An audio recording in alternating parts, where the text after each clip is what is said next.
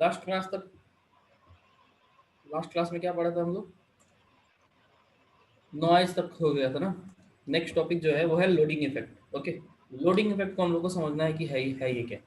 Yes sir. Okay देखो, इसको हम लोग एक एग्जाम्पल से समझते हैं अच्छे से। पहले ऐसा देख समझो, जैसे मान लो तुम्हारे पास एक इंस्ट्रूमेंट है, ठीक है, या फिर एक ऐसा सर्किट है। ये तुम मान लो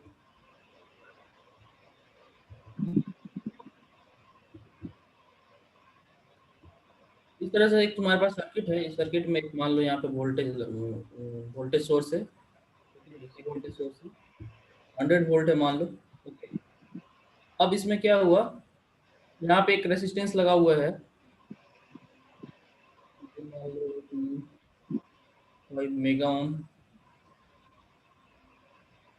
ये भी तुम्हारा कितना है, 5 मेगा ओम, इस तरह से। ठीक? अब ये बताओ इसमें वोल्टेज कितना आएगा, यहाँ पे वोल्टेज कितना मिलेगा तुम लोगों को? ये आउटपुट मान लो है 5 मेगा ओम, इस रेसिस्टेंस के क्रॉस तुमको वोल्टेज निकालना है तो कितना आएगा, है ना। या फिर एक ऐसा भी कैलकुलेशन लिख सकते हो तुम लोग यहाँ पे, ऐसा कर सकते हो।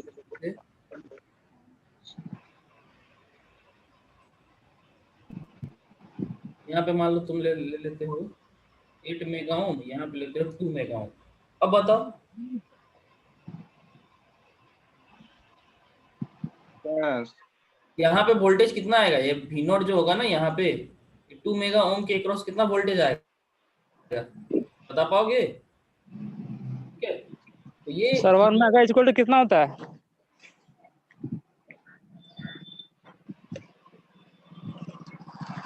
ठीक है, तो यहाँ का जो वोल्टेज होगा वो देखो तुम्हारा कैसे निकलता है। ये जो सर्किट का जो वोल्टेज होता है, करंट इंटू रेसिस्टेंस निकलता है ना, यस सर। इंटू 2 मेगा ओम। अब आई का वैल्यू कितना हो जाएगा जी, आई का जो वैल्यू होगा वो टोटल वोल्टेज बटा टोटल रेसिस्टेंस हो जाता है, यानी कि 100 divided by 8 plus 2 mega ohm. ठीक, mega ohm multiplied by 2 mega ohm. ठीक है, यहाँ पे वी नॉट का वैल्यू तुम्हारा ये होगा, तो ये तुम्हारा आएगा अल्टीमेटली जो वी नॉट का वैल्यू जो आएगा, ये मेगा मेगा कैंसिल हो जाता है, तो 100/10 मल्टीप्लाइड बाई 2, ये कितना आ जाएगा जी, 10 इंटू 2 यानी 20 वोल्ट, है ना। इसका यहाँ पे जो तुम्हारा वोल्टेज आया वो कितना आया, 20 वोल्ट। ओके, अब ये 20 वोल्ट तुमको ये रेसिस्टेंस का वैल्यू पता था, है ना, इसका वैल्यू पता था, तो तुम क्या किए कि कैलकुलेट कर लिए, है ना। अब ये बताओ, अगर मान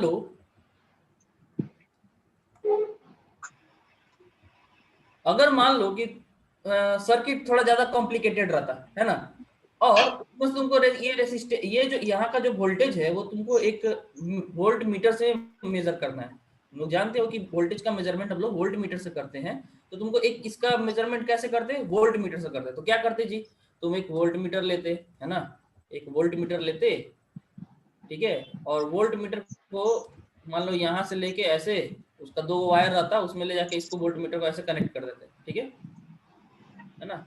ये वोल्ट मीटर के साथ इसको कनेक्ट कर देते, ठीक है। वोल्ट मीटर में दो नोब जाता है, दोनों नोब को इसमें ले जाके लगा देते, ठीक।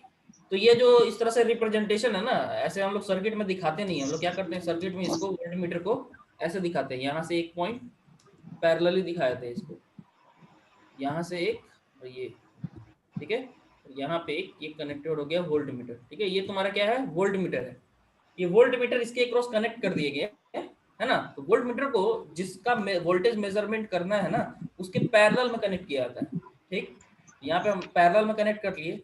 अब तुम क्या एक्सपेक्ट करोगे कि ये वोल्ट मीटर कितना मेजर करेगा वोल्टेज, बताओ। ये जितना तुम कैलकुलेट किए इतना ही वोल्टेज इसके ये मेजर करना चाहिए या नहीं, ये करेगा, है ना। लेकिन आइडियल सिनेरियो में ऐसा करेगा, ठीक है, लेकिन आइडियल होता नहीं है वोल्ट मीटर। देखो जो ये जो करंट है ना, म्यूट कर लो, ऐसा सिचुएशन क्यों क्रिएट करते हो यार तुम लोग। ओके, तो वोल्ट मीटर जो है, देखो इस सर्किट में 20 वोल्ट इसलिए आ रहा था क्योंकि ये यहाँ पे जो करंट आई फ्लो हो रहा था वो भी तुम्हारा दोनों के अक्रॉस सेम करंट फ्लो हो रहा था, है ना। लेकिन वोल्ट मीटर आ जाने की वजह से ये वोल्ट मीटर अब क्या करेगा, इस सर्किट से कुछ ना कुछ पावर अपने तरफ लेगा, है ना। एक मीटर करंट जो होगा वो कुछ ना कुछ वो करंट ड्रॉ करेगा ही।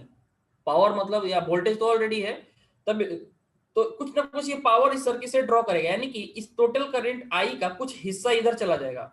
तो पहले जितना करंट फ्लो हो रहा था ना, अब इसमें उतना करंट फ्लो नहीं होगा। अब इसमें कितना करंट फ्लो होगा जी? आई माइनस आई एम। ठीक है, तो पहले जितना वोल्टेज तुमको 20 वोल्ट मिल रहा था, अब 20 वोल्ट तुमको नहीं मिलेगा। ठीक है, 20 वोल्ट नहीं मिलेगा, और इसके वजह से इसके अक्रॉस जो वोल्टेज होगा वो ड्रॉप जो होगा वो कम होगा। दैट मीन्स कि वोल्ट मीटर जो है 20 वोल्ट मेजर ना करके कुछ और वोल्टेज मेजर करेगा। वो डिपेंड करेगा किस पे, कि ये करंट कितना ड्रॉ कर रहा है। ओके, है ना? यानी कि तुम इस सर्किट में क्या किए, वोल्ट मीटर लगाए किस चीज के लिए? वोल्टेज का मेजरमेंट करने के लिए। लेकिन ये खुद अपने वजह से ही, लगने के वजह से ही क्या कर रहा है, कुछ पावर ड्रॉ कर रहा है, और जिसके वजह से वोल्टेज क्या कर रहा है, कुछ एरर ला दे रहा है। मान लो कि अपने वजह से ये हो सकता है कि तुम्हारा, तुम जब मेजर करो तो हो सकता है कि ये 18 वोल्ट आ जाए, है ना?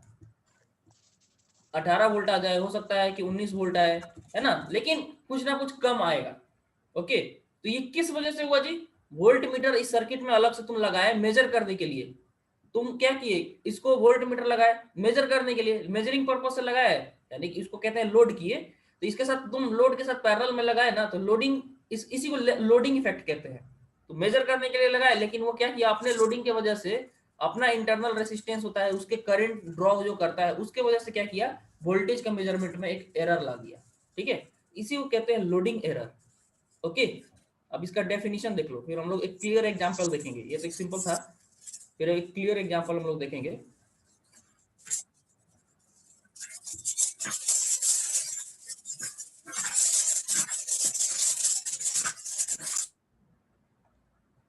देखो,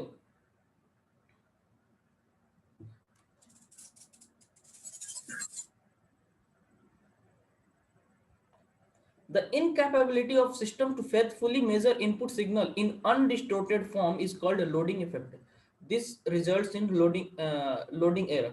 कहा ना कि जो सिस्टम जो है ना, इन जो भी सिग्नल है, जो भी मान लो यहाँ पे सिग्नल है तुम्हारे लिए, है ना, इस सिग्नल को अनडिस्टोर्टेड फॉर्म में मेजर करने का जो इनकैपेबिलिटी होता है उसको लोडिंग एरर कहते हैं। मान लो ये मेजरिंग सिस्टम है तुम्हारा, है ना, ये वोल्टमीटर है, इस सिग्नल को ओरिजिनल जो 20 वोल्ट था उस ओरिजिनल फॉर्म में नहीं मेजर कर पाएगा, है ना?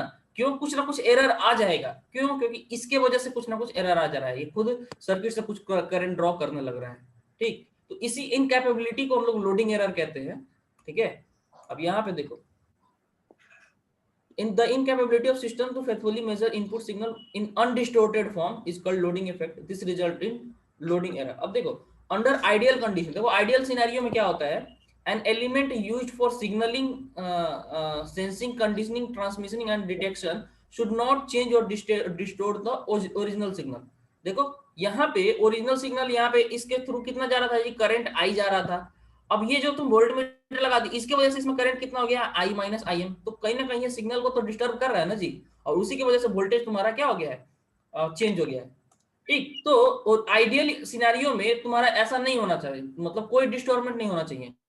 Sensing element should not take any energy, should not use any energy और take least energy from the process. समझे? तो जो भी सेंसिंग एलिमेंट है वो कोई भी मतलब पावर नहीं लेना चाहिए। मंजीत कुछ पूछना चाहते हो क्या? Yes sir. बोलो।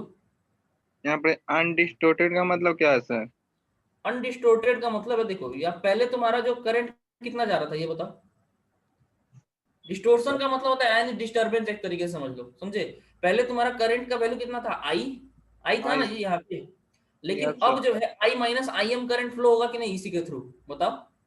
हाँ सर। ये मीटर लगा है, इसी की वजह से नहीं ये डिस्टोर्शन आया है, चेंज, है यस ना? सर। ठीक है, तो वही चीज है। ठीक, तो यही कहा, the signal element should not take any energy और take least energy from the process. कहा नॉर्मली क्या होना चाहिए ना, कि मेजरिंग सिस्टम मेरा ऐसा होना चाहिए कि वो क्या करे, तुम्हारा इस टोटल मेजरिंग जो जो सर्किट में हम लोग को मेजर करना है उससे बहुत कम पावर ले, या फिर ले ही ना, है ना? तो नहीं ले तो ये तो पॉसिबल होता नहीं है, या मतलब तो रिक्वायरमेंट ये है कि कम से कम पावर कंज्यूम करे, है ना? ठीक है, लेकिन process so as to not to change the parameter being measured, है ना। तो कम पावर लेगा, कम करंट लेगा, दैट मींस कि वो कोई इस पैरामीटर जो हमको मेजर करना है वोल्टेज, उसको चेंज नहीं करेगा। अदरवाइज ये क्या कर रहा है, उसमें चेंजिंग ला दे रहा है। हाउएवर देखो प्रैक्टिकल सिनेरियो में क्या होता है, it has been observed that the introduction of any element in the system results invariably in extraction of energy from the system, है कि नहीं। अगर तुम कोई भी मेजरिंग इंस्ट्रूमेंट लगाओगे तो प्रैक्टिकली यही होता है कि वो कुछ ना कुछ एनर्जी लेगा, समझे, कुछ ना कुछ क्या करेगा, एनर्जी लेगा सिस्टम से। invariably in extraction of the energy from the system thereby distorting the original system, है ना। तो कुछ ना कुछ एनर्जी लेगा तो, और उसी क्रम में क्या करेगा कि ओरिजिनल सिग्नल को डिस्टोर्ट कर देगा, मतलब डिस्टर्ब करेगा, एरर क्रिएट करेगा उसमें, ठीक है। दिस डिस्टोर्शन में take in form of attenuation, ये डिस्टोर्शन क्या हुआ, अल्टीमेटली वोल्टेज में रिडक्शन। एटेन्युएशन का मतलब होता है रिडक्शन, समझ गए ना, घटा देना, समझ गए। तो इन form of attenuation, wave form distortion, मान लो वेव फॉर्म में डिस्टोर्शन भी ला सकता है। वेव फॉर्म मान लो तुम्हारा शुरू में ऐसे था तो हो सकता है कि अब ऐसे जाए, है ना, ठीक है। तो वेव फॉर्म में डिस्टोर्शन ला सकता है, फेज शिफ्ट हो सकता है, ठीक है। तो कॉन्सिक्वेंटली क्या होता है, आइडियल मेजरमेंट इम्पॉसिबल हो जाता है। आइडियल मेजरमेंट का मींस 20 वोल्ट था, जो जिस तरह से सिग्नल का वेवफॉर्म था वैसा ही रहे, ठीक। तो वो जो होता है इम्पॉसिबल हो जाता है, किसके वजह से, ये इंस्ट्रूमेंट के प्रैक्टिकल कंसिडरेशन की वजह से, उसका अपना इंटरनल रेसिस्टेंस है, उसके वजह से इंटरनल रेसिस्टेंस हो सकता है, इंटरनल इंडक्टेंस हो सकता है, ये सारा चीज क्या होता है वो उसको इफेक्ट करता है, ठीक है। तो ये हो गया लोडिंग इफेक्ट, सिंपल डेफिनेशन ये था और इसका ये एक्सप्लेनेशन था, समझ गए ना। यहाँ एक्सप्लेनेशन करना जरूरी है कि आइडियल सिनेरियो में क्या होता है और प्रैक्टिकल सिनेरियो में क्या होता है, ठीक है। तो यहाँ से तुम्हारा क्या होगा, लोडिंग इफेक्ट क्लियर हो जाएगा, ये दोनों पॉइंट से लोडिंग इफेक्ट कम हो जाएगा, ठीक। अब देखो यहाँ पे क्या हुआ, ये जो हो गया एग्जाम्पल, यहाँ पे लोडिंग इफेक्ट को एक एग्जाम्पल के रूप में समझा जा सकता है। ये एग्जाम्पल हम लोग क्या लिए हैं, एक वोल्टेज सर, एक जो हम लोग यहाँ पे लिए है ना, देखो यहाँ पे हम लोग जो सर्किट लिए हैं, इसी सर्किट का डिस्क्रिप्शन है, समझ गए। इसी सर्किट का क्या एक तरीके से समझो डिस्क्रिप्शन है, एक वोल्ट मीटर वाला ही हम लोग एक एग्जांपल ले रहे हैं और उसका डिस्क्रिप्शन होगा, ठीक है। तो देखो और है इनका।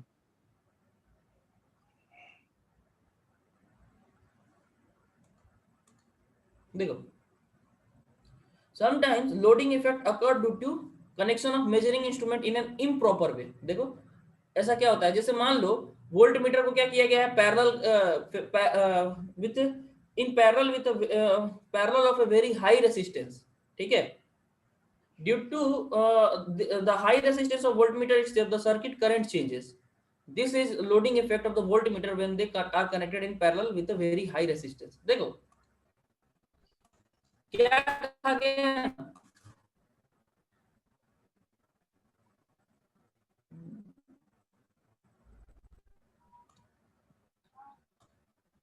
देखो यहाँ पे हम लोग क्या किए हैं,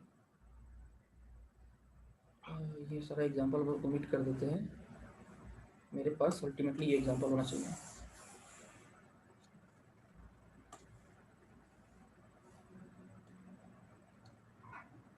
सर्किट में हायर रेजिस्टेंस जरूरी है सर, कि लो रेजिस्टेंस से काम चल जाएगा। देखो सर्किट का हायर रेजिस्टेंस से मतलब नहीं है हमको, इसको हम मिटा देते पुराना वाला, है ना। तुम्हारा एग्जांपल हम थोड़ा डिफरेंट कर देते हैं, कॉम्प्लिकेटेड नहीं, ठीक है। ये ठीक है, ये इतना समझ गए।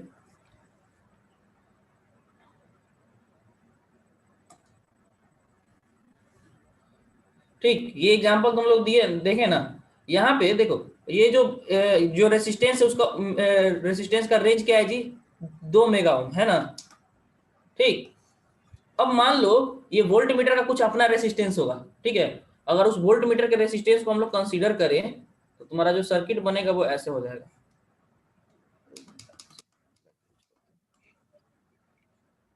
अगर हम लोग वोल्ट मीटर के रेसिस्टेंस को भी कंसीडर करेंगे तो तुम्हारा देखो सर्किट जो है इस तरह से बनेगा। यहाँ के वास्ते मेरा वोल्ट मीटर था ना, देखो इस वोल्ट मीटर के जगह पे हम लोग क्या कर रहे हैं, यहाँ पे आरवी लिख दे रहे हैं, वोल्ट मीटर का अपना रेसिस्टेंस डाल दे रहे हैं, ठीक है।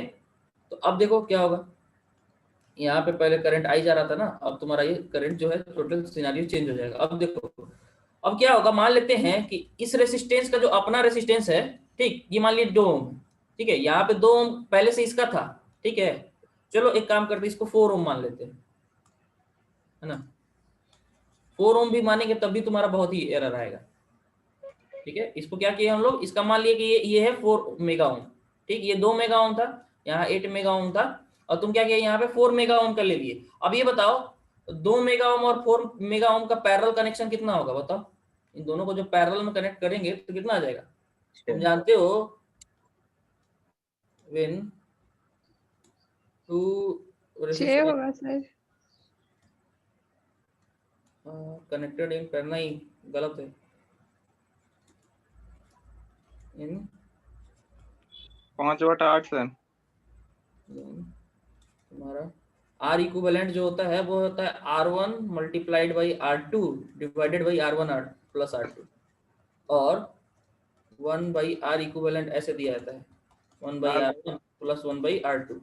ठीक है, तो तुम ये फॉर्मूला यूज करो, तो यहाँ पे इन दोनों का जो इक्विवेलेंट होगा ना, इन दोनों का वो कितना हो जाएगा जी, ये तुम्हारा हो जाएगा R equivalent is equal to 30/12।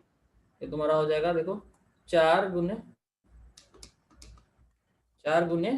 2/6, ये होगा ना सर 4/3 4 प्लस 4/3। ठीक है, यहाँ पे तुम लोग को ऐसे क्लियर लिख कर देते हैं, तुम लोग को कंफ्यूजन ना रहे। 4 प्लस 2, ठीक है, ये कितना हो जाएगा जी, 4 गुने 2/6 कट जाएगा ये, है ना, 4/3 आएगा ना ये। यस ठीक है, तो देखो अब यहाँ पे 100 वोल्ट था मेरा। ठीक, तो ये सर्किट सेम रहेगा मेरा। अब ये सर्किट को हम लोग ऐसे लिख सकते हैं कि नहीं,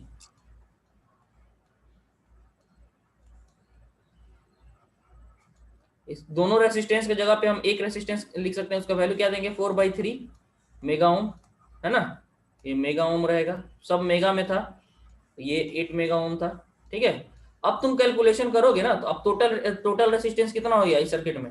अब इसके क्रॉस वोल्टेज निकालो, V नोट कितना आएगा। अब तुम्हारा जो V नोट आएगा वो अभी भी होगा करंट, अब तुम्हारा करंट चेंज हो गया है, करंट इनटू कितना आएगा जी, रेसिस्टेंस करंट मल्टीप्लाइड बाई जो इसके क्रॉस वोल्टेज है, जो रेसिस्टेंस है 4/3, है ना। अब इस केस में जो आई डैश, मान लीजिए इसको आई डैश मानते हैं, जो अब नया जो करंट आ रहा है ना, इसको आई डैश बोलती है, तो ये जो आई डैश का वैल्यू होगा वो कितना हो जाएगा 100, देखो ये 100 था ना, 100 डिवाइडेड बाई 8 प्लस 4/3, है कि नहीं। ठीक है, तो ये कितना आ जाएगा बताओ,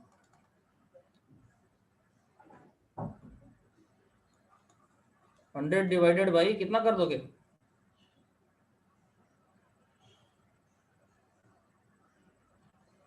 28/3। ठीक है, 300/28 सर। ठीक है, तो ये अल्टीमेटली इसका वैल्यू कितना आएगा ये हम लोग को देखना है ना। तुम देखो इसका जब तुम वैल्यू कैलकुलेट करोगे, ठीक है,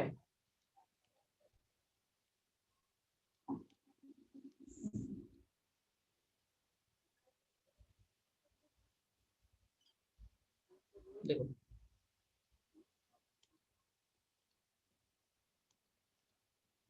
300 डिवाइडेड बाई 28 था ना, ये 10 पॉइंट समथिंग आएगा लग। 10.71 आ रहा है ना। Yes sir. ठीक है, 10.71 आ रहा है।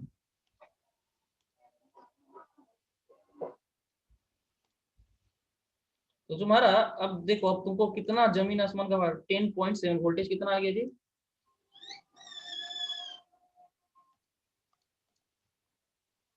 10.71। पहले कितना वोल्टेज मेजर कर रहे थे ये बताओ, जब वोल्ट मीटर नहीं लगा था तुम 20 वोल्ट मेजर कर रहे थे, है कि नहीं। Yes sir. अब देखो अब तुम्हारा ये सीधा 10.71 आ गया, ये किसके वजह से आया जी, ये इस वजह से आया ना, क्योंकि देखो ये 2 मेगा ओम और ये 4 मेगा ओम आपस में बहुत क्लोज है, समझ रहे हो, ये वोल्ट मीटर का रेसिस्टेंस जो है आपस में बहुत ही क्लोज है, इसके वजह से ये आया है। एरर अब देखो एरर कितना हो गया, एरर इक्वल टू इस केस में तुम्हारा 20 माइनस 10.71 आया, है ना। 9.3। ठीक है, देखो यहाँ पे इसको लिखते हैं विदाउट वोल्ट मीटर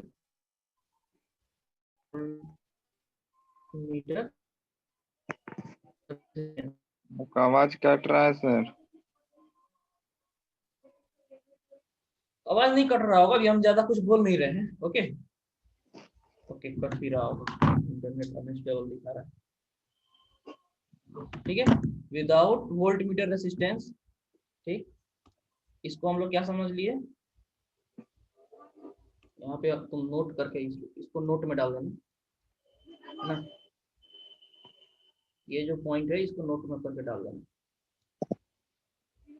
ठीक ठीक है, विदाउट, इसको बोल देंगे विथ वोल्ट मीटर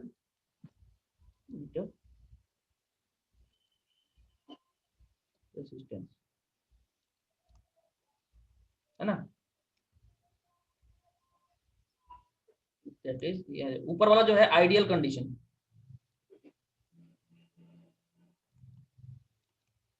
हाँ, ये सारा जो है वो एग्जांपल है ऑफ लोडिंग इफेक्ट।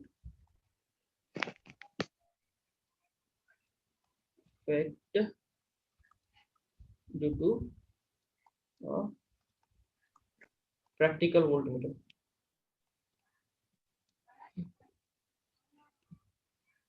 ठीक है, तो यहाँ इतना इतना एरर आया ना जी, है कि नहीं। ठीक, Yes. देखो तो ये एरर कब कम आता, तुम लोग तो बोलोगे सर हर बार मेजर करेंगे तो ये गड़बड़ हो ही जाएगा ना। देखो ये एरर कब अब कम आता, जब ये वोल्ट मीटर का रेसिस्टेंस जो है ना काफी हाई होता है। इस 2 मेगा ओम के कंपैरिजन में ये इसका जो रेसिस्टेंस है ना ये काफी हाई होना चाहिए। ठीक है, अब देखो इसका रेसिस्टेंस कितना होना चाहिए लगभग, मतलब इसके कंपैरिजन में काफी है, यानी कि तुम जो अगर ये 4 मेगा ओम का जो वोल्ट मीटर यूज कर रहे हो ना, तुम इसको ऐसा सर्किट में यूज करो जिसमें जिसमें इतना हाई वोल्टेज नहीं हो, समझे। तुम इसको सिंपल सर्किट में यूज कर सकते हो। जैसे मान लो एक ऐसा सर्किट है, मान लेते हैं कि तुम्हारे पास एक सिंपल सर्किट है इस तरह से,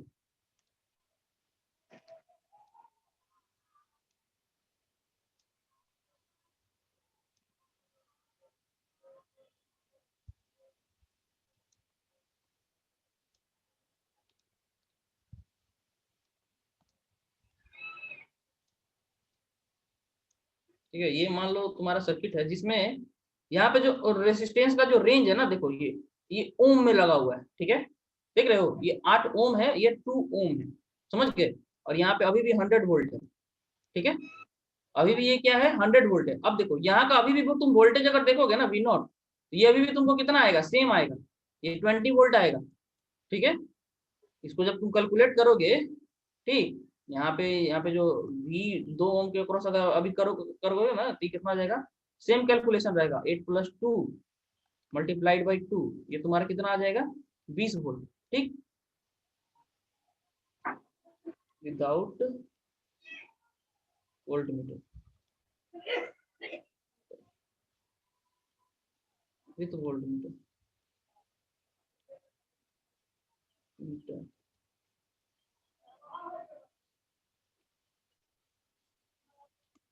having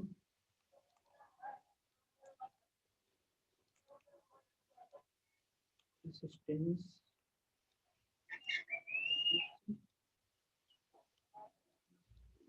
20 mega ohm.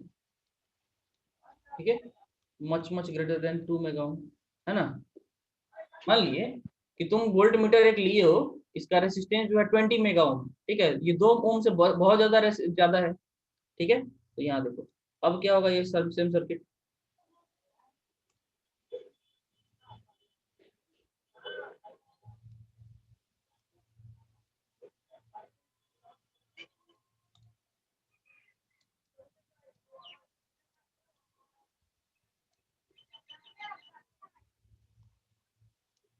Same circuit में तुम क्या किएगा, यहाँ पे एक वोल्ट मीटर लगाओगे जिसका रेसिस्टेंस कितना है जी 20 मेगा ओम, है ना। अब तुम जब कल ये 2 ओम है, ये 8 ओम, अब तुम इन दोनों का पैरेलल कम निकालो, इन दोनों का पैरेलल आर इक्विवेलेंट कितना हो जाएगा जी 20 mega ohm plus sorry multiplied by 2 divided by 20 mega plus, देखो मेगा लिख रहे हैं प्लस 2, इसको ऐसे मत कर देना। ये मेगा का मतलब कितना होता है जी, मेगा का मतलब होता है 10 to the power। तो जब तुम इतना ज्यादा इतना रखोगे ना तो ये हो जाएगा तुम्हारा ऊपर में जो आएगा ये हो जाएगा 40 मेगा। ठीक है, ये और ये तुम्हारा लगभग 40, ये तुम्हारा कितना लगेगा बताओ, इसको जब तुम कैलकुलेट करोगे ना तो ये ऑलमोस्ट तुम्हारा 20 के आसपास रहेगा। सोचो ना तुम 20 इंटू 10⁻6 में तुम 2 ऐड करोगे तो लगभग बराबर ही ना रहेगा जी। हाँ ठीक है, तो इसको अप्रोक्सीमेटली उतना ही लिख सकते हैं हम, 20 मेगा ही रहने दे सकते हैं अप्रोक्सीमेटली। देखो लिख सकते हैं कि नहीं, समझ रहे हो ना, अप्रोक्सीमेशन किए हैं। तो ये जो वैल्यू आएगा वो लगभग तुम्हारा कितना आ जाएगा जी, कट छट के 2 ओम के बराबर ही आएगा। समझे, ये कितना आएगा, लगभग 2 ओम के बराबर, यानी कि कोई फर्क नहीं पड़ा पहले के सर्किट में। 1.9 पड़ा ये बताओ, नहीं ना पड़ा। अब चलो ये ऐसे था ना, हम लोग एक्चुअल कैलकुलेशन कर ही लेते हैं। ठीक है, मान लो किसी को डाउट होगा कि सर काहे ऐसे कर दे रहे हैं, ठीक, तो देखो इसको एक्चुअल कैलकुलेशन करके हम बता ही देते हैं तुम लोग। यही एग्जांपल है तुम लोगों को, लोडिंग इफेक्ट में तुमको एग्जांपल देके ही समझाना है, समझे। तो एग्जांपल तुम लोग समझे हुए रहोगे तो बेहतर तरीके से समझा सकोगे, इसीलिए हम 1-2 एग्जांपल ले रहे हैं, समझे। तो देखो यहाँ पे क्या करें, इसका वैल्यू अब कितना हो जाएगा जी, देखो टोटल करो, इसको ऐड करोगे तो कितना आएगा, यानी कि +2, तो देखो ये कितना आ जाएगा, इतना हायर वैल्यू है ना कि हम लोग मतलब ठीक है, ये इतना वैल्यू आएगा इसका। अब बताओ तुम अल्टीमेटली लास्ट में जब कैलकुलेट करोगे तो कुछ ना कुछ अप्रोक्सीमेशन करोगे। चलो देखो हम तुम लोगों को क्या करते हैं ना, पूरा एग्जैक्ट कैलकुलेशन करके दिखाते हैं। ठीक है,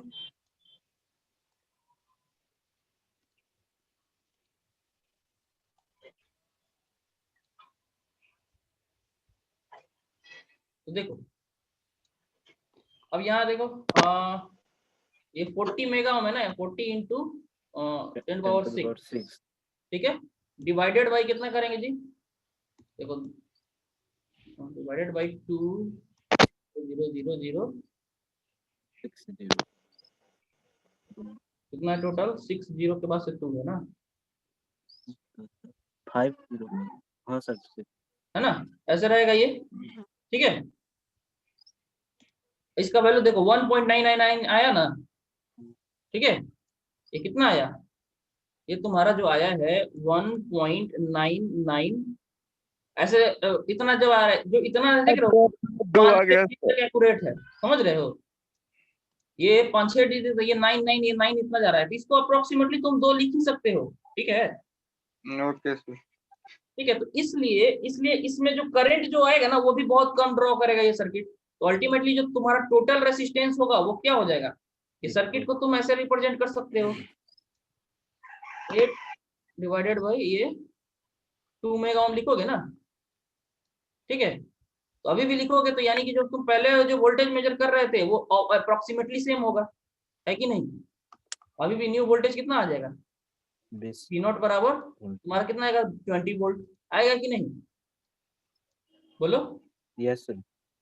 ठीक है, या फिर ऐसा भी बोल सकते हो, चलो हम लोग एक्चुअल कैलकुलेशन कर रहे हैं, जहां हम लोग उस एरर को रख ही रहे हैं। ठीक, हम लोग क्या करते हैं, जो वैल्यू था ना 1.9, इसको 1.99 रहने देते हैं क्या, ठीक है सर V0 बराबर इक्वल 20 वोल्ट कैसे चला है? अच्छा वही दिख रहा है, छोड़ दो 20 वोल्ट भूल जाओ तुम। ठीक है, अब कैलकुलेट करो इस सर्किट का वोल्टेज, यहाँ का जो वोल्टेज अब आएगा ये V0, इसको कैलकुलेट करो, ये V0 बराबर बताओ अब कितना आएगा, 100 divided by 8 plus 1.99 multiplied by 1.99 आएगा ना। ठीक है, अप्रोक्सीमेट आ जाएगा सर। ठीक है, अप्रोक्सीमेटली सेम आ जाएगा, लेकिन हम लोग एग्जैक्ट कैलकुलेशन देख के क्या करेंगे, ताकि हम लोग को एरर कितना आ रहा है ना वो पता चल जाए क्या, इसीलिए ना हम लोग एग्जैक्ट कैलकुलेशन पे ध्यान दे रहे हैं, ताकि हम लोग को एरर पता चल जाए। कितना था जी, 100 डिवाइडेड बाई 9.99 गुना 1.9, 9.99, ठीक है, मल्टीप्लाइड बाई कितना 1.9 1 मल्टीप्लाइड बाई 1.99। ओके, देखो तो 19.91 आया ना। Yes sir. ठीक है, मतलब अभी हम लोग इतना, अभी इसमें भी बहुत सारा चीज हम लोग इग्नोर कर दिए हैं, ठीक है, क्योंकि वो 6 डिजिट तक था, उसको हम लोग सिंपल लेके चले।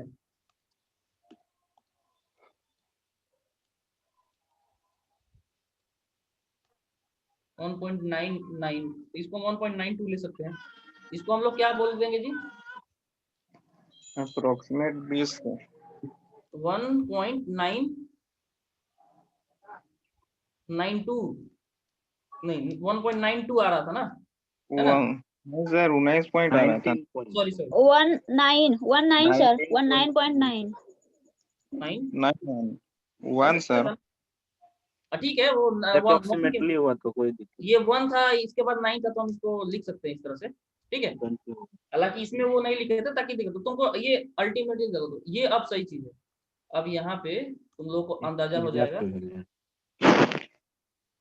इसका वोल्टेज इतना आया ना जी, यस है सर। ना?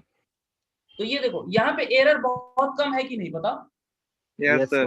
तो यहाँ इतना मान लो कि ये, और इसको हम लोग, इसको और वैल्यू, इसको हम लोग यहीं पे अगर 2 ले लेते तो ऑलमोस्ट बराबर आता मेरा कैलकुलेशन में, है कि नहीं? अगर हम इसको ऑलमोस्ट 2 यहीं पे ले लेते, ठीक है, अप्रोक्सीमेशन करते, तो मेरा यहीं पे बराबर आ जाता, ठीक।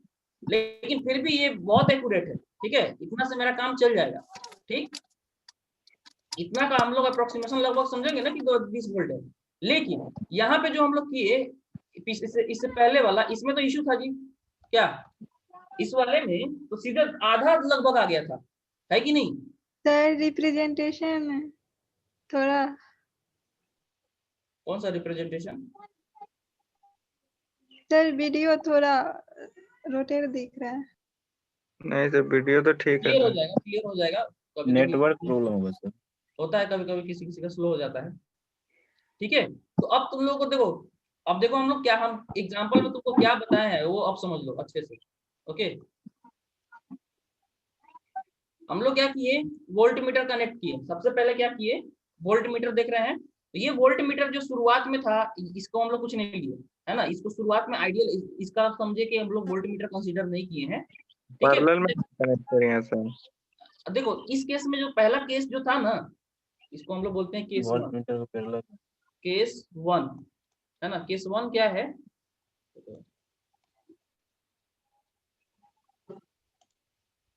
ये केस 1 है तुम्हारा, ठीक है।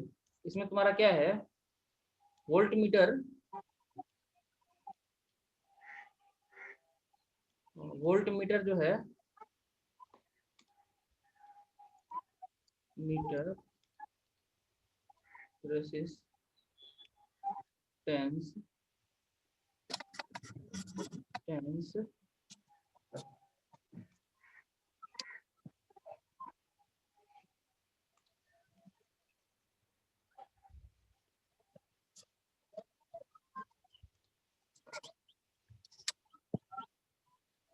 is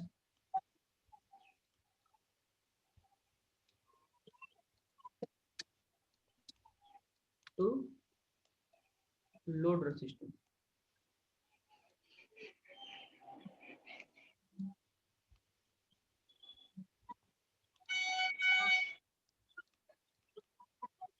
ठीक है, वोल्ट मीटर का रेसिस्टेंस जो है वो क्या है, लोड रेसिस्टेंस के कंपैरेबल है। कंपैरेबल कहने का मतलब देखो, देखो लोड रेसिस्टेंस यहाँ पे कितना है, 2 मेगा ओम, ठीक है।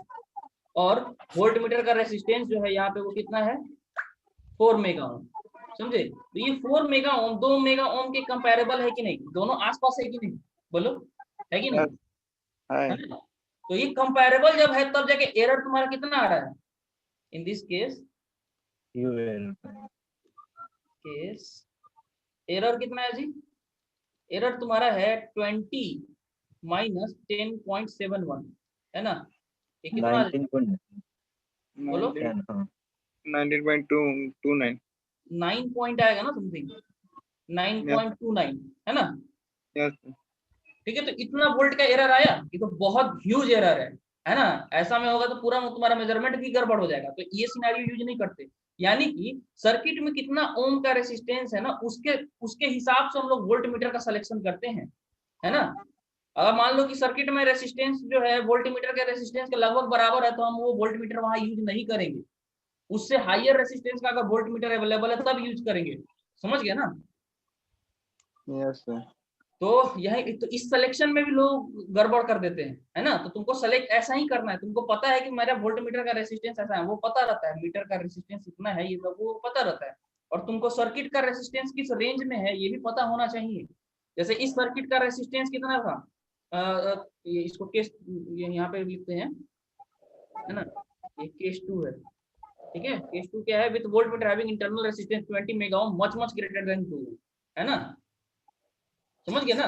केस 2 में क्या किया हम लोग, रेसिस्टेंस जो वोल्टमीटर का लिए वो बहुत ज्यादा लिए, इसके वजह से तुम्हारा क्या है, एरर कितना आया बताओ, 20 माइनस 119.92, समझे, 0.08 वोल्ट आया ना।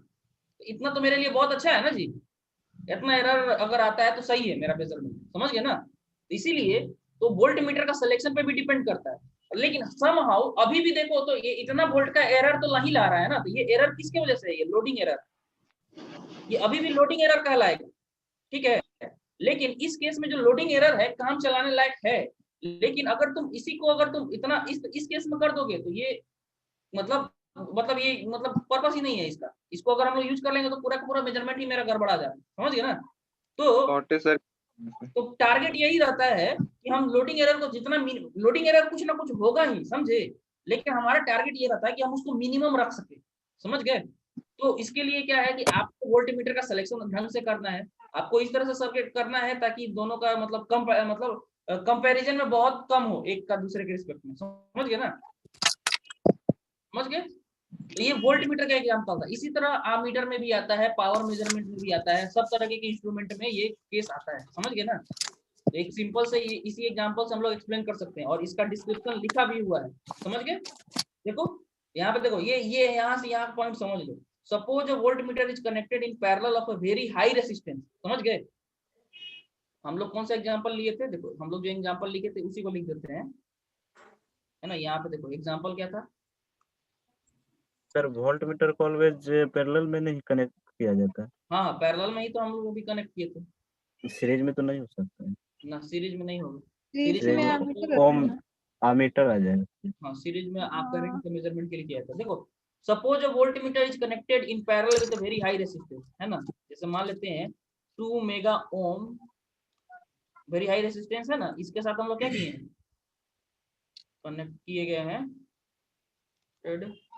With volt meter of 4 mega internal resistance, ठीक है। ये एग्जांपल है, इसको समझाने के लिए हम उतना सारा लिखे हुए हैं। देखो suppose a voltmeter is connected with parallel of a very high resistance, ठीक है ना। ये वेरी हाई रेजिस्टेंस कौन सा है, 2 मेगा ओम है, ठीक है। इसको हम किसके साथ करते हैं, अब voltmeter, due to the high resistance of voltmeter itself the circuit current changes, है कि नहीं। अब देखो वोल्टमीटर का रेजिस्टेंस कितना था, 4 मेगा ओम, इसके वजह से सर्किट का करंट चेंज हो गया कि नहीं, बताओ, हुआ ना। This is the loading effect of a voltmeter when they are connected in parallel with a very high resistance. Voltmeter को जब वेरी हाई रेजिस्टेंस के साथ जब कनेक्ट करेंगे ना तो वो एरर आएगा। इसीलिए क्या किए, देखो ये सर्किट में बहुत हाई रेजिस्टेंस था पहले ही, मेगा ओम के रेंज में था। इस सर्किट में देखो कम रेंज, इस सब का रेंज कम है ना जी, मेगा ओम में है ही नहीं, तो इसलिए मेरा मेजरमेंट बहुत अच्छा दिया, समझ गए, ठीक है। सिमिलरली अब देखो ये वोल्टमीटर का एग्जांपल था। अब आम मीटर में भी हम लोग क्या करेंगे, आम मीटर का रेजिस्टेंस आइडियली क्या होना चाहिए जी, आम मीटर का रेजिस्टेंस आइडियली 0 होना चाहिए, है ना, ठीक है। तो अगर आम मीटर को रेजिस्टेंस वेरी लो रेजिस्टेंस, अगर आम मीटर को हम लोग कनेक्ट कर दिए एक सीरीज में बहुत ही लो रेजिस्टेंस के साथ, तो वो क्या करेगा, टोटल रेजिस्टेंस को चेंज कर देगा। यानी कि पर्पस यही होना चाहिए कि जो तुम इंस्ट्रूमेंट लगा रहे हो ना मेजर करने के लिए, उसका रेजिस्टेंस किसके रेजिस्टेंस के कंपैरिजन में मतलब डिफरेंट होना चाहिए। तो आम मीटर ऐसे सर्किट में लगाओगे जहां पे पहले से रेजिस्टेंस ज्यादा है, तब जाके सीरीज में लगाओगे ताकि दोनों ऐड होके लगभग बड़ा वाला के बराबर रहे, समझे। तो similarly ammeter is very, so if an ammeter is connected in series with a very low resistance, total resistance of the circuit changes and in succession current also changes, ठीक है। this is the loading effect of ammeter when they are connected in series with a very low resistance। तो हम तुमको किसका example दे दिए जी, volt meter के case का example दे दिए, है ना। इसी तरह आम मीटर का भी एग्जांपल दिया जा सकता है, समझे ना, ठीक है। तो ये वोल्ट मीटर में हम तुम लोगों को एग्जांपल दिखा दिए, प्रैक्टिकल वोल्ट मीटर की वजह से दोनों का अगर कंपैरिजन है तब जाके तुम्हारा ये आएगा। इतना ये एग्जांपल तुमको देना है, समझ गए ना। अगर तुम लोडिंग इफेक्ट कर रहे हो, मतलब एग्जाम में बता रहे हो, ठीक, तो तुम इतना लिख के तब जाके इतना एक्सप्लेनेशन एग्जांपल दे सकते हो। अदरवाइज तुम ये भी कर सकते हो, देखो तुम ये कर सकते हो, ये पॉइंट तो लिखना ही है, ये तो मेन इंपॉर्टेंट है, ठीक, इसके बाद से ये भी तुम लिख दो, इतना लिखने के बाद से सीधा सीधी एग्जांपल दे दो, तब भी क्लियर हो जाएगा, समझ गए ना? ठीक है, तो ये था लोडिंग इफेक्ट, ये इंपॉर्टेंट था, बहुत इंपॉर्टेंट था, इसलिए हम इसको एक्सप्लेन किए, है ना? ये सारा पुराना एग्जांपल है, तुमको मिटा देते हैं। पिछला बार दूसरा एग्जांपल दिए थे, इस बार तुम लोग को दूसरा एग्जांपल दे दिया गया है, ठीक है? आई होप आप सबको क्लियर हो गया होगा लोडिंग इफेक्ट क्या है। वोल्टेज मीटर का केस तो एकदम से क्लियर हो गया होगा, है ना? चलो अब इसमें आता है लास्ट टॉपिक जो है वो है डायनामिक कैरेक्टरिस्टिक, इसको हम लोग देख लेते हैं, इसके बाद से टाइप ऑफ एरर बस बचेगा। तो देखो डायनामिक कैरेक्टरिस्टिक जो है क्या होता है, वैसा कैरेक्टरिस्टिक होता है जब इनपुट जो है वो तेजी के साथ वेरी कर रहा हो, इंस्ट्रूमेंट का बिहेवियर जब इनपुट तेजी से वेरी कर रहा है उसको कहते हैं क्या, डायनामिक कैरेक्टरिस्टिक, ठीक है? फीचर्स, क्वालिटीज और बिहेवियर, यहाँ पे हम लोग और बिहेवियर भी डाल सकते हैं, ठीक है? जो इंस्ट्रूमेंट का फीचर्स हुआ, क्वालिटी होगा, जो कैरेक्टरिस्टिक हुआ, जो कब, जब तुम्हारा इनपुट तेजी के साथ चेंज हो रहा है तब जाके उसको हम लोग क्या कहते हैं, डायनामिक कैरेक्टरिस्टिक। जैसे देखो वो कितना तेजी से रिस्पांस दे रहा है, स्पीड ऑफ रिस्पांस एक कैरेक्टरिस्टिक हो गया, फिर डायनामिक एरर क्या है, ठीक है, फिर तुम्हारा लैग क्या है, फिडिलिटी क्या है। अब देखो डायनामिक कैरेक्टरिस्टिक हम लोग सिंपल डेफिनेशन से पढ़ के दिमाग में रखेंगे, ठीक है, क्योंकि इससे अगर पॉइंट्स पूछता है तो तुमको बस सिंपल डेफिनेशन दे देना है। जैसे देखो डायनामिक एरर क्या है, the difference between the true value of the quantity to the value shown by the instrument changing with time। वही है, एरर सेम चीज है, समझे? एरर जैसे पहले एरर का कैलकुलेशन हम लोग किए थे, अभी भी वैसे ही रहेगा, लेकिन बस फर्क ये है कि अब जो है इनपुट चेंज हो रहा है, तो एरर भी हर टाइम तुम्हारा चेंज होते रहेगा कि नहीं, है ना? तो अब तुम्हारा एरर भी चेंज होते रहेगा, इसीलिए इसको डायनामिक एरर कहते हैं, क्योंकि ये फिक्स नहीं है ना? अगर इनपुट तुम्हारा कांस्टेंट रहता, फिक्स रहता, तो तुम्हारा एरर भी फिक्स रहता, तो उसको स्टैटिक एरर कहते हैं। इस केस में error itself is changing, okay, error itself is changing, then that's why we are calling it dynamic error, क्योंकि error चेंज होने की वजह से इसका नाम रख दिया गया डायनामिक। तो डेफिनेशन तो वही है भाई, मेजर्ड माइनस ट्रू, ठीक है, इसीलिए इसका ज्यादा डिटेल हम लोग डिटेल नहीं पढ़ते हैं, समझे? क्योंकि कैलकुलेशन वैसा ही होगा जैसा उसका होता है, लेकिन यहाँ पे क्या है, ये रेगुलर चेंज होते रहेगा, ठीक है? इसके बाद अगला जो आता है वो है स्पीड ऑफ रेस्पॉन्स। वो क्या है, तो सिंपल सी बात है भाई, आउट जो आपका इंस्ट्रूमेंट है कितने तेजी के साथ इनपुट के साथ चेंज हो रहा है ना? अगर इनपुट तुम दिए तो आउटपुट तुमको कितना तेजी के साथ दे रहा है, उसी को कहते हैं speed of response. The rapidity मतलब तेजी, रैपिडिटी को तुम हिंदी में बोल सकते हो तेजी, rapidity with which instrument response to change in measured variable. Measured variable का मतलब हो गया इनपुट और मेजरेंड, है ना? तो मेजरेंड के साथ तुम्हारा जो है इंस्ट्रूमेंट कितने तेजी से रिस्पांस कर रहा है, उसी को कहते हैं स्पीड ऑफ रिस्पांस, समझ गए? तो ये दोनों डायनामिक एरर और स्पीड ऑफ रिस्पांस क्लियर। इसके बाद देखो फिडिलिटी क्या होता है, देखो the degree to which instrument responds to the change in measured variable without dynamic error.